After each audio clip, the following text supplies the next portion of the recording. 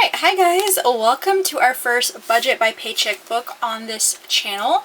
This is going to be Paycheck number 2. So I did Paycheck number 1 on a free printable PDF from the Budget Mom's website. And so I wanted to break down Paycheck number 2. Paycheck number 1, I wrote everything down. I went through and paid some things, but I kind of lost track when it came to like my personal spending money. I did track everything, but I already know I spent way over $200 for personal spending. In fact, I know I spent like maybe 3 or 4 times the fast food budget. So I kind of let this one just roll to help me get used to the format of it. But I'm going to open up now.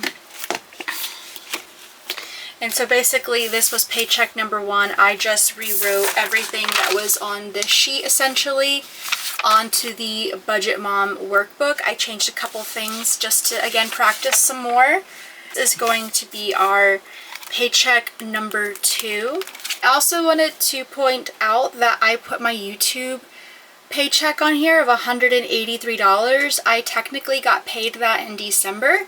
I haven't made a YouTube paycheck for January, so I wanted to make sure I incorporated that, and I just recorded me doing a cash stuffing video with the $183 that we got from YouTube. So that was really cool.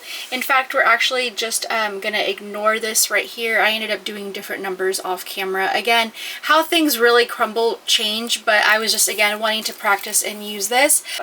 What is accurate is our fixed expenses, variable expenses, and our debt totals. Here are our fixed expenses. Every month this is pretty much what it's going to look like. We pay for the RV park, $225.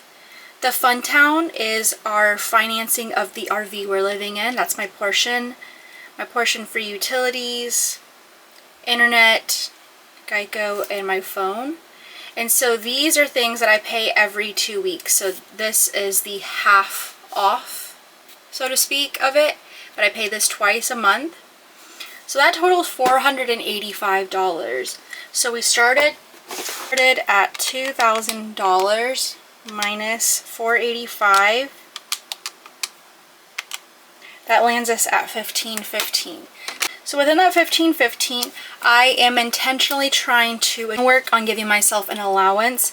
I still like to give myself every 2 weeks $200, of which the fast food should get $40, gas $30, my own personal spending $120, and I've started wanting to put like $10 into a miscellaneous fund. Just every paycheck, giving at least 10 in there I think would help for future incidences. And then last but not least, down here, $85 a paycheck for subscriptions. These right here, these variable expenses, are payments still on our old house that we haven't sold. So the old energy and gas bill, our HOA, our utilities, and we do pay somebody to go out and mow still. That's my portion. And so all of these added up is $551. So if we take that $1,515 we had, and now we subtract the $551, that leaves us $964. So on this workbook, it kind of goes up to savings, but I am not as much involved with my savings right now while I'm still paying off debt. So we're going to jump right down to this debt corner right here.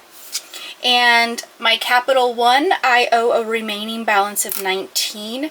I will be doing an updated debt totals video because there's a lot of changes that have happened to my debt, and for the best. And so I wanted to give you guys an updated debt totals coming February. But I only owe $19 left on that one. Then my car every month gets $280, but just kind of where it's coming out so early in the month, I'm going to be paying this in full. It is due the 2nd, and so with this paycheck being the 24th, I'm using this full paycheck to fully fund my car note. Capital One, I have 2 Capital Ones. The second one comes out on the 2nd of February, and that minimum payment is $53. I have 2 more debts that come out. My Velocity, which is for my debt consolidation loan, is $200 a month.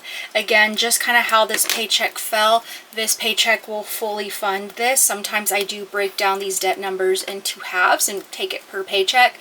But again, I'm trying to figure out kind of this new flow and system, and I am finally getting paid paychecks at my job, so I'm trying to figure out a good system and routine.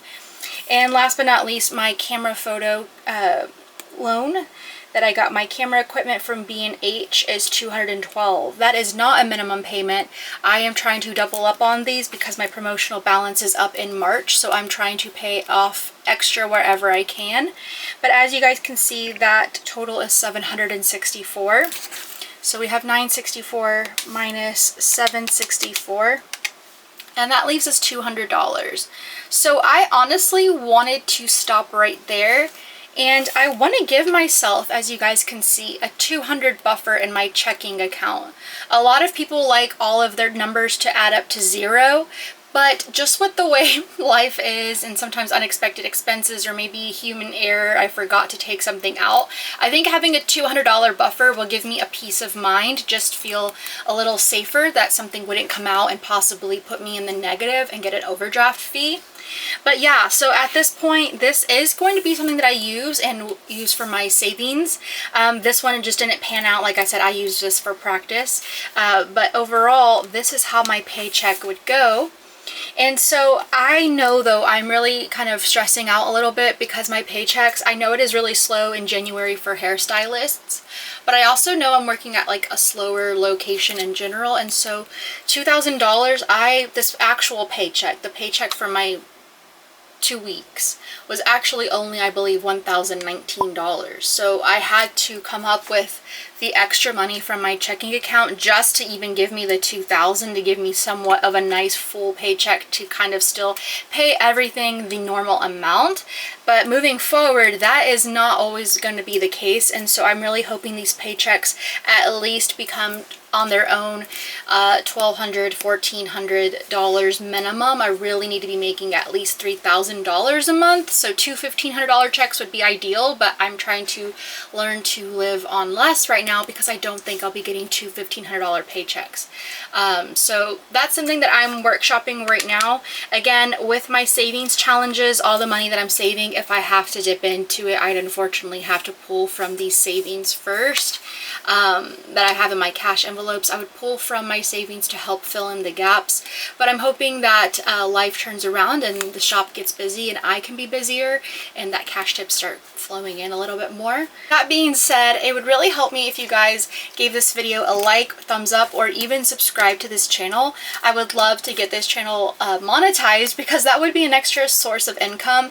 I hate talking about money and sounding like I'm just some money hungry girl, but genuinely, you guys, these are my passion projects, and I think it'd be so fun if YouTube, and specifically this channel that I am going to be posting so frequently in my finances, I would love if this channel accrued some income, because that would help go to future payoffs and cash stuffing for my savings, any income I make from YouTube. So thank you guys so much for watching our first video. I am going to off camera essentially go through and pay all of these. I usually give my husband the lump sum of money and he takes care of all these specific like loans that we have and our lot. He pays for all those. I just give him my portion. And then off camera, I am going to go ahead and pay these old house notes and then pay my Capital One and all of my debts off. Thank you guys so much for watching this video. I'll see you in the next one. Bye!